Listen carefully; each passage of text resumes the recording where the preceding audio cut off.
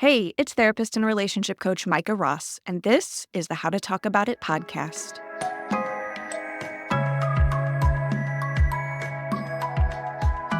It did not surprise me when in 2015 an article was released in the Journal of Family Issues citing perceived fairness of distribution of household and family-related tasks to be the number 2 predictor of a woman's marital satisfaction, only to be topped by faithfulness. In my practice as a couples therapist, this just felt true. The sentence that I often hear women booming in frustration at their spouses in my office is, "Why do I have to tell you what to do? Why can't you just know?" The sentiment among women, in heterosexual relationships at least, generally seems to be that they want a partner, a co-pilot. They don't want to feel alone in the household or parenting departments. They don't want to manage and monitor their spouses or to be the seer of all the things. This all seems to be about more than not wanting dishpan hands. It seems to be about wanting to be respected, wanting to feel like a priority, and craving to feel deeply seen, heard, and understood. The super perplexing thing to me used to be that their partners, from what I could tell, were not what I would call deadbeat dads. They were often happy to help, happy to change diapers, happy to get up in the middle of the night, and were proud to be involved in their kids' lives. "Just tell me what to do and I'll do it. I'm not a mind reader," men often say in my office. But this way of operating often led to what I call the caricature of marriage, the nagging, bitchy wife and the nincompoop, incompetent husband. With women in the driver's seat in the household and family-related tasks department, they're often in a managing and monitoring role. "That thing that I asked you to do, did you do it yet? How about now? Is it done now?" Which, of course, gets met with defensiveness. Everyone ends up feeling disrespected and like they can't do it right or enough. Years ago, I personally had a therapist tell me, "Men just aren't good at this stuff." But then how is this woman's husband a project manager of multi-million-dollar projects at work, but she can't trust him to follow through on what seem like relatively small tasks at home? I just didn't buy it. Over many years, leading couples out of the sticky situation that is figuring out how to distribute household and family-related tasks without hating each other, I've come to realize that there's so much that's invisible that gets in our way and is setting marriages and families up to fail. Today, I've enlisted the help of a motherhood sociologist, didn't even know those existed, Dr. Caitlyn Collins, to help me make visible one of the most insidious hurdles that I see, the wildly different cultural expectations that we have of moms versus dads. Okay, so Caitlyn, you are a motherhood sociologist and researcher. And to be really honest, I knew I wanted to do this topic. It's something that I talk about quite a bit, here, there, and everywhere. And I knew I wanted an expert on this, but I didn't quite know what kind. And I typed in motherhood sociologist, and you were the first. I didn't even know if it was a thing that existed. And you were the first person to pop up. You're in my town of St. Louis here at Washington University, and your background and expertise seems very extensive. And I was like, I need her. And you were very agreeable. And so we're here today. Thank you so much for joining me. Absolutely. Thanks for the opportunity to chat with you today. Yeah. So as a relationship counselor over the last 18 years, how to deal with distribution of household and family-related tasks, how to deal with the differences in expectations of moms and dads, and then how those moms and dads live together and don't despise each other. Those are all things I was not explicitly trained in. And it seems to be something that I'm working with and within every single day. But from my perspective, there just seems to be so much invisible stuff that's working against us and feels like setting us up to fail in marriage and family. So I wanted to have you on to lift the veil on a lot of that for us. So I want to talk about so many things, but can you tell us a little bit about your research in this area? Sure. Yeah. I think maybe I can give you a bit of background about how I became interested in studying motherhood as a sociologist. I grew up with a very ambitious and successful working mother myself. I had a mom who worked in corporate sales and marketing. She loved her job. I have a little sister, so she was raising 2 daughters. And she and my dad got divorced when I was 8. And then she continued her high-flying career while being primarily responsible for raising my sister and me. And she did it, but she did it with a lot of stress and a lot of overwhelm. And as the listeners of your podcast, I'm sure, can relate to, very often there's a snow day with school or a babysitter falls ill and the house of cards crumbles. And my mom was left often trying to pick up those cards and make it work another day. And she hit a breaking point a few years after getting divorced and decided that she just could not try to do both these jobs at once, be the kind of mother she wanted to be and the very successful career woman that she wanted. And so she quit her very successful job and she took on a part-time job doing the same work but consulting that had no benefits, right? No health insurance, things like that. Paid her way less, but she was effectively a stay-at-home mom when my sister and I weren't in school. And she would tell you this is the best decision she ever made. But I remember thinking growing up that something didn't seem fair about this, that all of this fell to my mom and that she had to give up this other whole part of herself that she really adored, that she found a great deal of meaning and fulfillment in. And as I grew up, I became a teenager and a young woman myself and an adult, I remember thinking like, it can't possibly be this way for everybody, right? It's got to look different in other places. And I lived abroad after graduating from undergrad and saw myself how gender and work and family look very different in other countries that have really different cultural ideas about these topics and also really different policies to support parents in blending their paid employment and their caregiving. And that spurred my interest in conducting research on this myself as a sociologist. As a bit of background, I wrote a book, as you mentioned, called Making Motherhood Work. This was an interview project I conducted over 5 years with middle-class working moms in Sweden, in Germany, in Italy, and the United States to figure out how they go about managing careers and caregiving. And again, in these places that have very different beliefs about what men and women can and should do when it comes to work and family. And again, like I said, different policy supports. So that's the background in my interest and also the foundation of the book. So it sounds like you were witnessing what was happening with your mom, with your parents. Yeah. And seeing something that didn't feel quite right. Yeah. And it sounds like you didn't let that go. No. And my mom always joked that I was the fairness police as a child. She was like, you're the fairness monitor at home. You're always like, my sister's dessert is bigger than the piece of dessert that I got, whatever. And now the joke is that my job is actually to be a fairness monitor of our entire society, to be like, wait a second, men and women, this is not playing out equitably, right? So my mom likes to joke my career is now to be a professional fairness monitor. And here I am talking with you about that today. Oh my gosh. So I grew up in the 80s and 90s. And I think for women who grew up after the 1970s, in the 1970s, women, I can't remember what the Credit Card Act was, but before mid-1970s, women couldn't have credit cards, women couldn't purchase a house on their own. And that seemed like such a thing of the past growing up. And I felt as a kid, girls can do anything, boys can do better. My mom worked. My grandma had her own business. I grew up going to my mom's softball games. I was playing sports. Until parenthood, I didn't feel very different than my male counterpart. Or disadvantaged. Or what in the F is going on here? Yeah, sure. So your research with other cultures is really fascinating to me. I love going to other countries because I feel like it does put on its head everything that we think is the way that it has to be or is just the way that it is. Yep. So tell me about the differences culturally that you noticed with moms and dads. Sure. I think the easiest comparison to draw is to Sweden among the countries that I did because it's just so different from the U.S. So Sweden as a country is very interesting. It is a country that is often held up as being the most gender equal society in the world.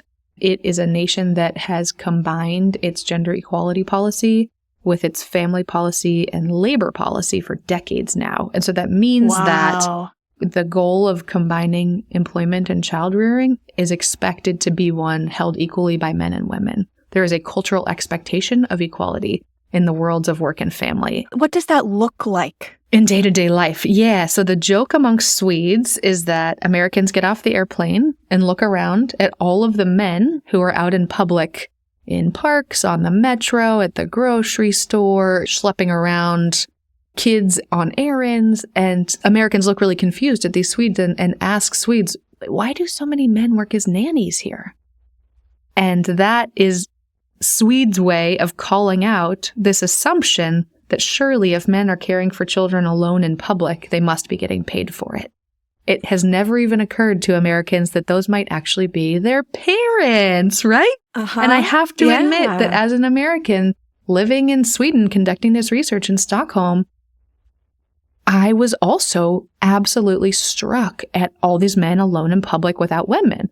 And I'm seeing more of this now than I did a decade ago when I conducted these interviews, which is really encouraging to me. But a decade ago, it was very unusual in the US to see this happening. And if you did see a dad in the grocery store with his kids, like strangers were coming up and patting him on the back, telling him what a great job he was doing, how lucky their kid was to have them as a role model. No one has ever walked up to a US mom and said that your kiddo is really lucky to have you as a role model grocery shopping right now, right? Never. No. And this is an example that I talk about. I've made silly reels about, but it's from real examples. Yes. My husband would go out into the world, take our kids to the park or a kid to the park or strap a baby to him in a carrier like I did every day. And he would just get oohed and awed over and told he was doing such an amazing job. And I would go out into the world and my kids would be doing the same things that they were doing with him, likely throwing tantrums and being developmentally appropriately toddlers. And I wasn't getting the accolades that he was. And it almost felt like he would go out into the world and everyone would tell him he was more than enough. Yes. And I was constantly getting messages that I wasn't enough. I can't keep up. Yes. I'm not measuring up. There's all this Pinterest stuff that isn't my thing. Yes. My kids' birthday parties don't look like that. All of these standards and expectations that aren't getting shoved in he's like on a pedestal. You're right. And this makes complete sense when you mentioned that you didn't really feel these gendered norms in the same way after you had kids that you did before you had kids. And that makes a lot of sense to me because research shows time and again that moments of big transition in our identities are when we feel these kind of big influences of these external structures on our lives, like when we get married, when we graduate college, right? When we start a new job, and certainly parenthood is one of them. And so if we're thinking about what looks different in these other countries, the idea that parenthood is meant to be equal between men and women is fascinating to me. And so you see how these laws in a Swedish context are actually reflected in and reinforced by everyday life for Swedish society. So, written into Sweden's welfare law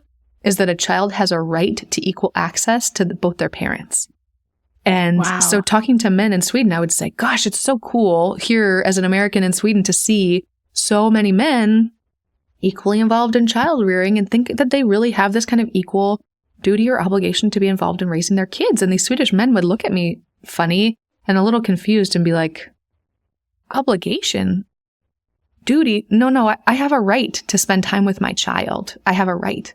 And that was revolutionary as an American to hear anyone, but a dad in particular, say, actually, I have a right to time with my kid just like my partner does if they were heterosexual, right? If my wife spends time with my kids, why don't I also have a right to spend that just as much time with my child? So switching this discourse, instead of I'm so lucky to being, I'm enacting a right of mine, I am entitled to time with my child, to me felt like a really important cultural shift that is reinforced by Swedish law about how women and men can participate in paid work and family life that I just loved. And I really want to bring that discourse to the U.S. context.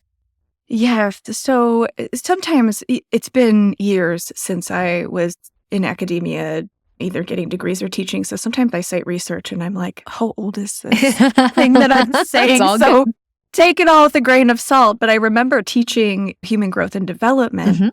And there was research at that time, 2006, 2007, saying that the involvement of dads is as important as the involvement of moms. And when my parents got divorced, at the time, it was really customary for dads to get their kids every other weekend and on Wednesdays. Mine was Monday nights, and every other week. And I think that communicates that dads maybe aren't as support as my dad's not here to ask, but I do wonder about how he valued or thought about his role. And I do think he undervalued it. I don't think it meant that he didn't love and care about me deeply, but I do wonder if he undervalued his role. And the truth is, honestly, so first of all, by comparison to Sweden, in Sweden, the default is an equal division of custody when parents split up, which is very different from the US context because, again, our gendered cultural beliefs underlie our laws, including our divorce law and child custody laws, right? So you change your gendered cultural norms, you also change your laws, and they mutually reinforce one another, right? So if you think fathers and mothers both deserve equal access to time with their children, then of course it follows that if that couple is no longer cohabiting, that the children should spend time with both of them. And I'm thinking about what you said about your dad.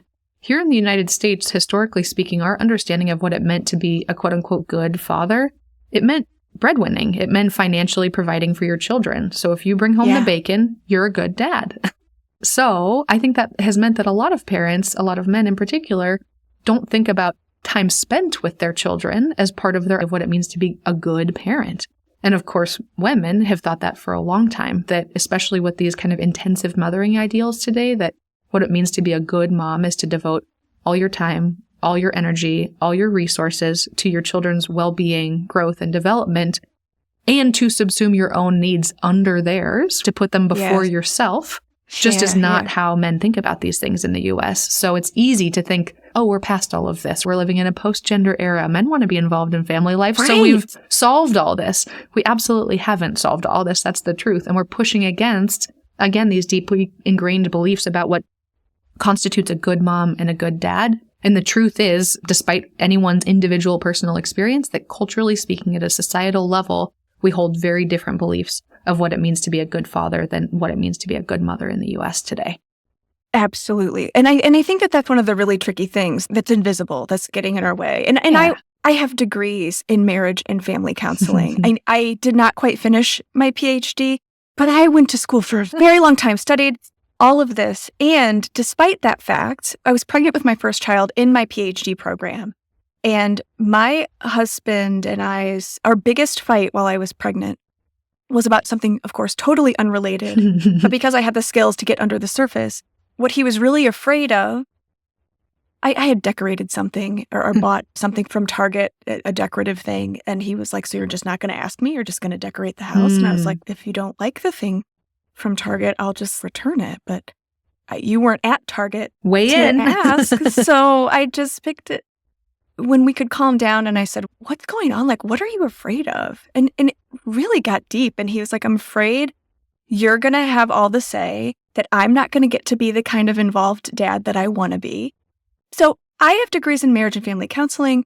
I have big aspirations for my career. I'm in a PhD program. I looked at him and I said, no, I need you to be that. Yeah. I don't want all the say. I don't want that to be, I want you to be involved. Despite all of that, we still slid into what feels like this track that's very slippery here and invisible, and found ourselves in the same place that most other heterosexual couples do, where a year in, I'm yelling at the top of my lungs, like, why do I have to tell you what to do? Why can't you just know? Yes. Oh, this resonates. Yep. Even though you could have all the degrees in the world, you're fighting against a very deeply ingrained set of beliefs, of roles, of norms, of expectations that you've been socialized into, both of you, since the day that you were born, and arguably before so, because we gender fetuses, right? With the sorts of clothes we buy for them and the words we use to describe them the moment they are born, right? So from the second you take your first breath on this planet, you are taught gendered ways of being in the world. And that means gendered ways of being in your family. And certainly we do that as kids. But then those kids grow up and become adults with these beliefs ingrained in them, that even when we get a whole bunch of education that tells us that these are social constructs and that they can look different, we're fighting against a whole lifetime of socialization. So I'm right there with you. And there's a lot of research that shows that even the most egalitarian intending couples, when they have children, fall into traditional gender patterns. And so you are not alone in that pattern, but it also doesn't mean it has to be this way. Agreed. Yeah. It took me a while to realize that being cognitively egalitarian and behaviorally egalitarian were two very different things. And that my husband said recently, I think I may have told you this, I tried to do a podcast episode with him talking about... I remember you telling me this, yes. It didn't go well, talking about how we have figured out what equity looks like in our household and family. And it's been an ongoing, never-ending process. And what I realized is that I have been spearheading that process, which I think, being the person who's expected to be in the role of over-functioning. In family systems theory, there's this term called over-functioning, under-functioning reciprocity. So if you think about enabling and an addict, everybody's pretty familiar with that there's enabler is likely over-functioning, which is allowing that addict to under-function. So the person in that system who holds the power to create the most change is the over-functioner refusing to over-function, which allows the under-functioner to rise to the occasion. And I realized in trying to talk to him about this that he was really unaware of what had happened in our household for him to rise to the occasion.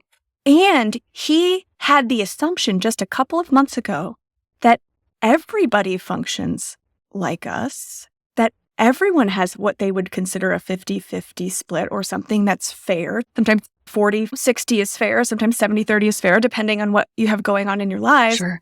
But he said, yeah, only dicks don't do their fair share. I was like, oh my gosh, we have to turn off this podcast because, and my daughter, she's 16, she was like, do you follow mom on Instagram? But it's so invisible. And I think that's what's it. Sometimes I'll do little funny videos on Instagram depicting the disparity in household and family related tasks or with parenting between men and women, just to put a funny spotlight on it in a really lighthearted way. And then I give ways to deal with it in the caption that I don't think anybody reads. But I'm sure that your daughter sounds like she's reading them. Well, she is. And a lot of commenters will say things, they'll use the term weaponized incompetent. Yeah. And I think for the large majority of men in my practice, there is nothing intentional or weaponized about their incompetence. And I wouldn't even call it incompetent. It's like this is going to sound, I don't like saying it this way. And if there's another way to say it, I need it. But I feel like women have been trained into what to see. Men have been trained into what to see. And they've been trained to see, provide, where I feel like women, we've been trained to go into the workforce as well.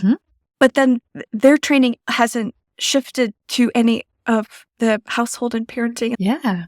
Like, we got to dust the baseboards before people come over. My husband's like, why? And I'm like, what's a because I get judged if that doesn't happen and you don't. Yep. So you're either right. I have to give up that needing people to not judge me, or I hear we need to you clean the deeply. baseboard. And the truth is, when we zoom out to look historically about why it might be that you pay attention to the dust on the baseboards and your husband doesn't, we have to think, as you just said, about the expectations we hold people to. And historically speaking, at least in most like white middle-class families, it was men's job to work outside of the home, and lots of women were homemakers. And so there was a pretty even divide in the labor there. Everybody was working. It just that one was outside the house and one was in the house, right? But they were both important to the family system. In the mid-20th century, we had dramatic changes post-World War II where women entered the paid labor force in unprecedented numbers, which was, of course, in many ways a good thing. It meant increasing economic independence for women, right? Greater sense of identity and fulfillment outside the home, right? It gave them all sorts of autonomy they didn't have before. But what we didn't get was a similar revolutionary change on the part of men taking on that work of the home. So we now have women today in 2024 participating nearly on par with men in the paid labor force. Most adults and most parents work outside the home for pay, and most of them do so full time. However, 2/3 of housework and childcare continue to be completed by women in the home. So what we are missing is substantial behavioral change on the part of men, like you said. And so, as you said, if someone like your husband has been taught that provide is what it means to be a good father, but also just a good man in the world, a good person who's gendered as a man, that's very different than you as a woman who have been gendered to understand that keeping a dust-free home is part of what it means to be a good mother and a good woman. But sociologists talk about this as the second shift, right? This is a term Arlie Hochschild coined a couple decades ago to talk about the immense amount of labor that's done after your regular paid workday at home to keep the place afloat. And we call that work like the work of social reproduction, like the thankless menial tasks that go into your family functioning, sorting the laundry, putting it in the washer, moving it to the dryer, bringing it up, folding it, and putting back into the drawers is a lot of work. And someone has to do it. some folks outsource it, right? That's one way they've managed the inequity in their household labor in heterosexual families, or of course, same-sex couples can do this too. But often it's because one person is pissed that they're doing more of it. And so if they can afford it, they outsource it. But the truth is so much of this household labor still falls to women. And it does create resentment, as you said. It holds them back in the paid labor force. And we do need men, as you said, to do more of this work. And I don't necessarily see much of it as weaponized incompetence, like you said. Like my own partner would never think about the baseboards before someone comes over. And it's not that he's thinking about them and being like, there's dust on them, but it's not my job. Surely you'll pick it up. It's that it would never occur to him that having guests to the house has anything to do with our baseboards. And I actually think it probably shouldn't for me either. Same. So changing our expectations of ourselves, but also like of the way we evaluate others when we go to their homes matters too. Mm-hmm. So I think we live in a world today where having 2 full-time jobs and raising children it's too much work to maintain a household and do all of that at once. So some stuff has to give. And I'm in my own life trying to figure out what that means, like what needs to give, because my sanity cannot give. My sleep cannot give. What is often giving right now is like my leisure time, my friendships, my time exercising. Like those things really matter. And I need to find other things like my baseboards maybe that need to fall by the wayside. And so figuring out what that looks like and how men can take on more of the stuff that actually really is important. Maybe it's not the baseboards, but it's grocery shopping or it's the laundry. Yep. And I think you have done a fabulous job facilitating countless conversations with couples about that. And it's not weaponized incompetence so much as just a lack of socialization into what really needs to be done to keep a household afloat. Yes, and I agree. Despite doing this work day in and day out, this Thanksgiving, I had a list of things to do, which I ended up prioritizing with the Eisenhower priority matrix. Nobody knows what that is. You need to Google it. And I really do have to still consciously be aware of like, why do I think this needs to be done? And is it about me wanting to avoid perceived future judgment? And, or does it really matter to me and my family and whatever people having a good time at my house on Thanksgiving?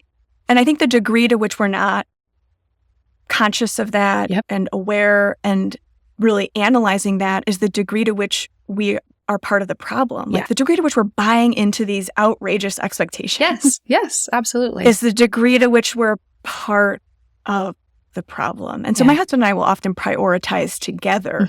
And it's a really fascinating exercise because he can easily just, not a priority, not a priority. Baseboards and just out. Just throw things off the list. And we get through the list and I'm like, God, how refreshing. That not even to make it on a thing that you're considering doing. That must be so lovely. I hope I get there one day. Yes. Could I just have traded socialization with you and have a new brain implanted in my head that would mean that I don't worry about the stuff that I do? I just made a giant list for our household of like my summer goals for getting our house whipped into shape. And it's so ambitious and silly. And I know that a lot of the things on the list I just need to set to the side. And the best way for me to do that is probably to talk to my partner about it because it will be very simple for him to be like, nope. Whereas for me, they matter. And then the point you just made is such a good one that it's really hard to disentangle what actually matters to me versus what I've been socialized to care about because we cannot step outside of our socialization. We cannot step outside of our society and be like, society tells me this, but I feel this way. There is no I feel this way without society, right? You cannot step outside of it and look back at it as if you are separate and distinct. And that's messy, right? It's that analogy of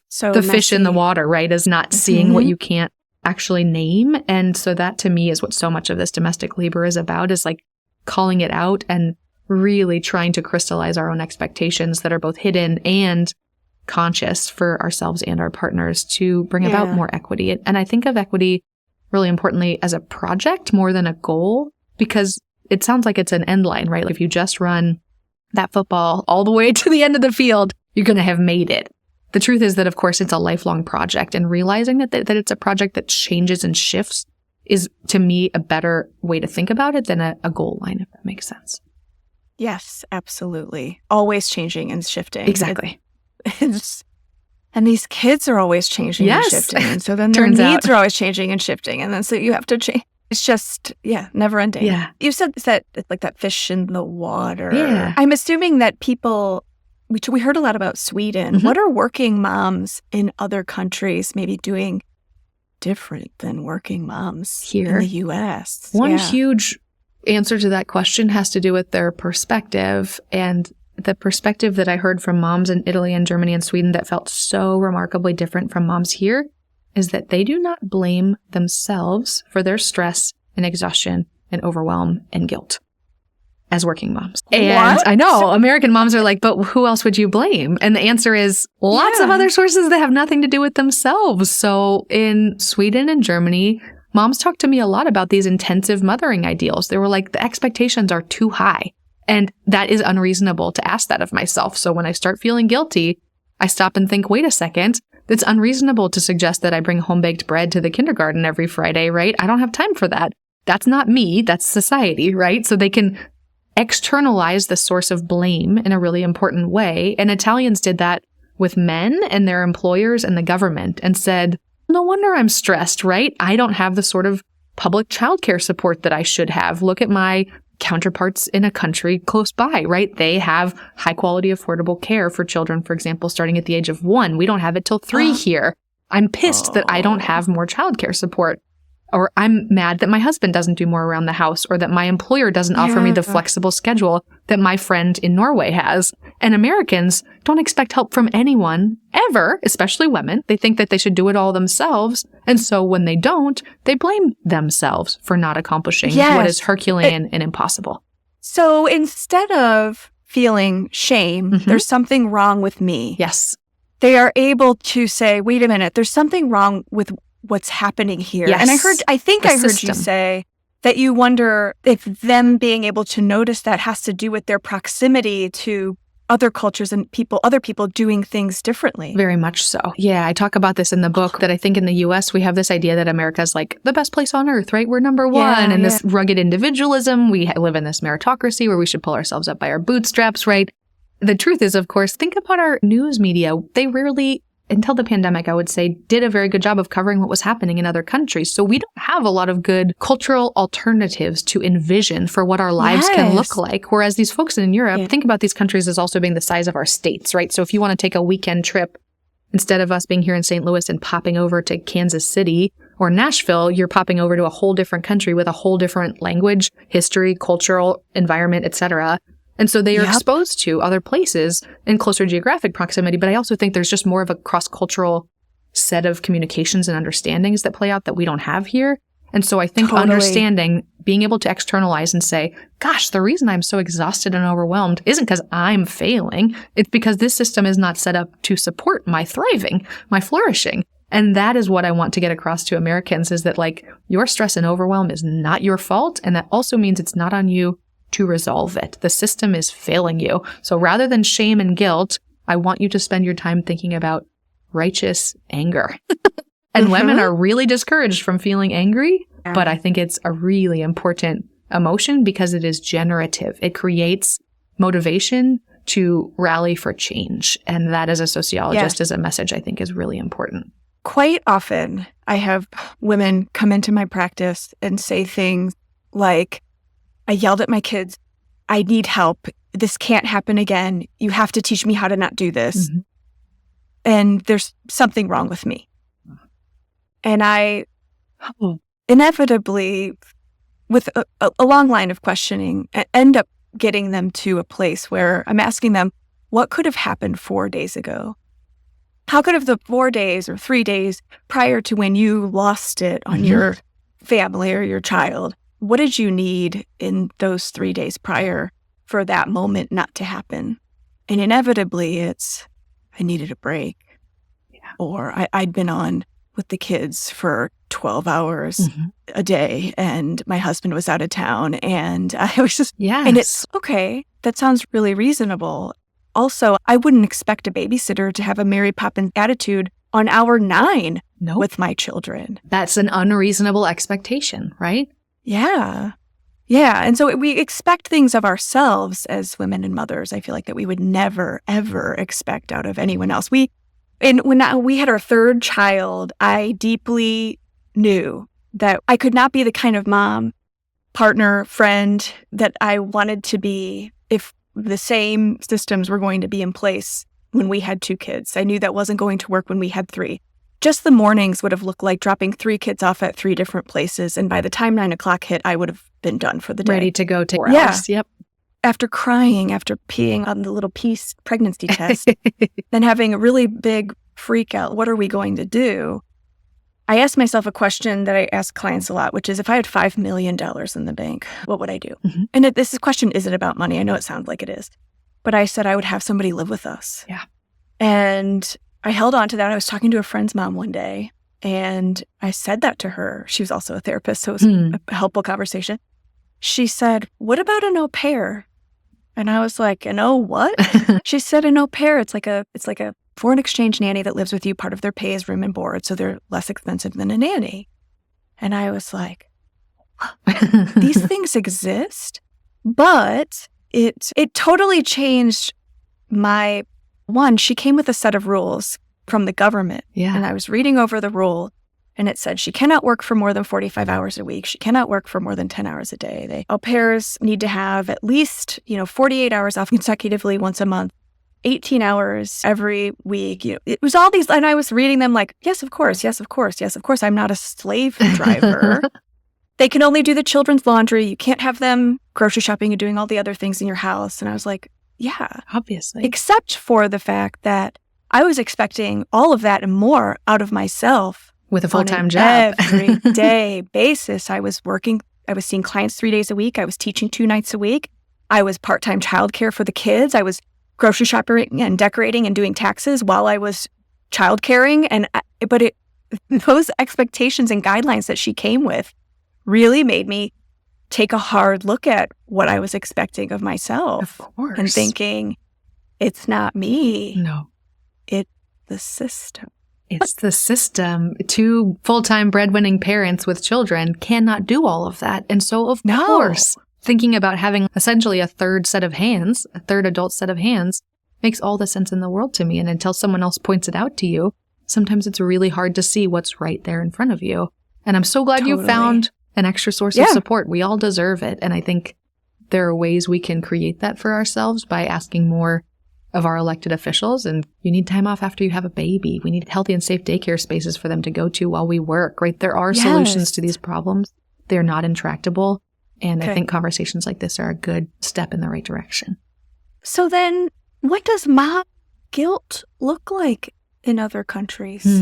So they do feel guilty, but they can assuage their guilt with the policies available to them, right? So moms in Sweden said, yeah, I think it's really important that I spend a lot of time with my kid.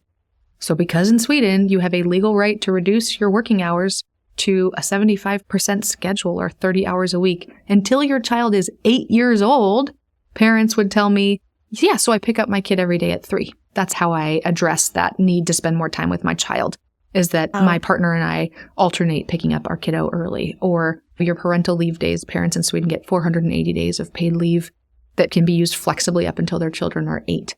Lots of parents also save some of those parental leave days and take longer vacations with their family each summer, right? So they can use the sorts of policies available to say, time with my kid is really important. If I don't get it, I don't feel like a great parent. I will use these policies to help enact what I think of as good parenting. When you lack those here in the U.S., there are no sources of support that you can fall back on to help you, right? Lots of parents in the U.S. feel bad because they don't think their kid is in a very healthy or safe daycare. In a country where that's provided for you and highly subsidized, that's not a source of guilt for you because you know and can go to work every day confident in the knowledge your child is thriving, right? A lot of U.S. parents don't have that I would say luxury, but it's not a luxury. I think it should be a right. I have had clients from Sweden, and when I hear about their culture, there's just so much that's baked into their culture that encourages well-being. They have a word, fika, for afternoon coffee. Getting coffee with your friends. Yes. It's a verb, it's a noun. You stop work every day to go have fika. This is like really they important. Get a month of vacation every year. Yeah. Like, there's so much baked in other countries, even with just socialization and third spaces, that I feel like we have to work so hard to create. Yeah. And we have to work so hard to, the au pair, like think out of the box to figure out creative solutions. And it sounds like in other places, well-being for parents seems more baked in. Well, and I think it's because it's well-being for everybody to a degree, right? Yeah. We care more about communal well-being than we do here because we have this really individualistic understanding of who should be responsible for one another. And I think the truth is that we should feel a sense of collective responsibility for our well-being, and not my next door neighbor's problem is to take care of themselves all by themselves, right? It's like, actually, don't we owe it to one another in this short, beautiful life we have on the planet to make sure all of us have the time we need to care for ourselves and our family and to thrive in that way? And I think that they've figured that out in other ways. It's not perfect anywhere, but I think what's the alternative? Loneliness, isolation, burnout, illness, I think. So to me, I think we have to do the hard work of envisioning having someone like an au pair, right? Forming co-housing communities, getting therapists who provide us with the sort of support we need to think outside the box. Exactly, yes. What is the alternative? It's not acceptable. So to me, this is the good hard work of moving forward. It feels like the longer that people are in the mode of blaming themselves, the less time they're spending trying to figure out what could shift and change outside of themselves. And when you're exhausted and tired, who's got time to sit around and think creatively about this stuff, right? That's why a friend had to bring you the au pair solution. But if you hadn't carved out time for that conversation, you'd have been in trouble. And I get it. Yeah. Yeah. The au pair that ended up living with us was from Spain. That was 11 years ago. We're still in contact with her. But she looked at me one day and she said, I don't think au pairs exist in Spain. I don't know how true that is. But she said she grew up in a situation. She lived in what we would consider like a row home. So her sister, her mom, and her dad lived here in one row home. And then the one directly next door was her aunt and uncle. Her aunt and uncle didn't have children. And grandma lived in the basement. And there was a way to get from one to the other in the basement. And just hearing that as a young mom with 3 kids, the relief that filled my body thinking about having kids with an aunt and uncle next door, grandma in the basement, and not doing it. I don't think parenting is a 2-person job. I don't think running a household and family is a 2-person job. I agree. Let alone a 1-person job. Yeah. Goodness. I really cannot fathom, but people do it day in and day out. And thinking about what it means to raise children in community and in this kind of village vibe that we talk about is so real. And I think we actually need to take that really seriously. What does it mean to try and create that for ourselves? Because many of us don't have it baked in to our families or into our neighborhoods. And so we have to find a way of doing this in less isolation because it's not sustainable. It's not healthy. Yeah.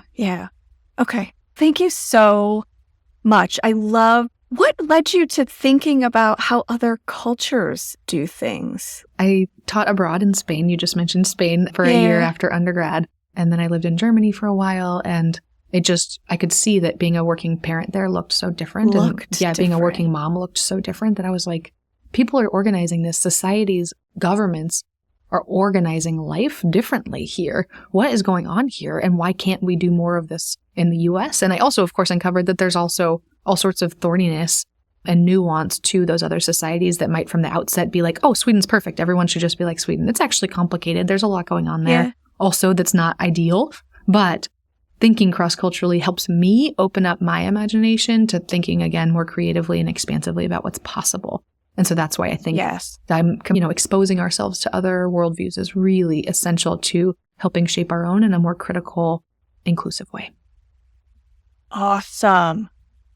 I love talking to you so much. This was a dad. Thank you. Any advice that you have for working moms? Don't blame yourself. It's not you. It's the system. And expect more from men, expect more from your employers, and expect more from your government. You deserve it. Thank you so much. My pleasure. Thank you. Of course. Yeah, this is a gift. Hey, it's Micah.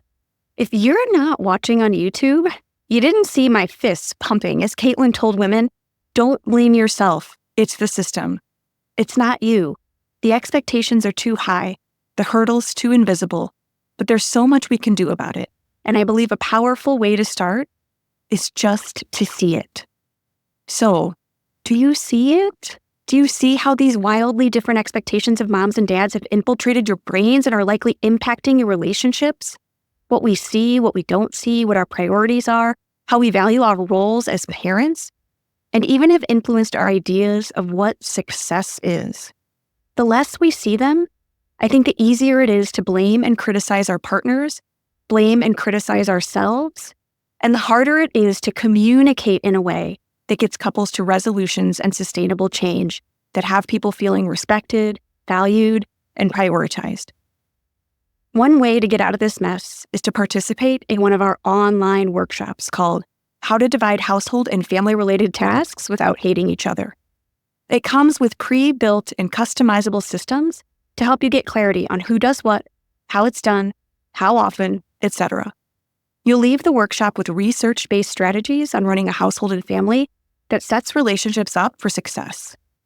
And you'll likely have a few light bulbs go off about why what you've been doing hasn't been working.